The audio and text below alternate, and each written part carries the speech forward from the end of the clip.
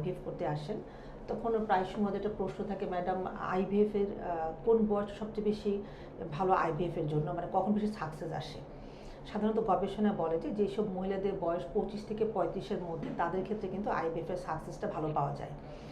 কারণ এই বয়সে দেখা যাচ্ছে ওনার ডিমের রিজার্ভ ভালো থাকে, ডিমের গুণগত মানও ভালো পাওয়া যায়। আর বয়স যদি বাড়তে থাকে তখন যেটা হয় যে ডিমের রিজার্ভ কমতে থাকে, গুণগত মানও খারাপ হতে থাকে।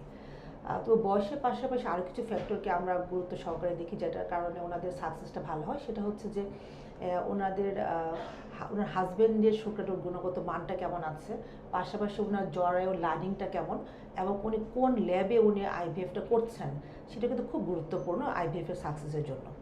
তো আমাদের এখানে যেটা হয় যে অনেক মহিলারা আসেন যাদের বয়স 35-এর বেশি অথবা 40-এর কাছাকাছি, তাদের ক্ষেত্রে কিন্তু আমরা আইভিএফের সাকসেসটা ভালো পাই, সাকসেস কিন্তু হচ্ছে। তবে তাদের ক্ষেত্রে যখন আমরা আইভিএফ করতে যাচ্ছি, তখন আমাদের কয়েকটা জিনিস খুব মাথায় রাখতে হবে।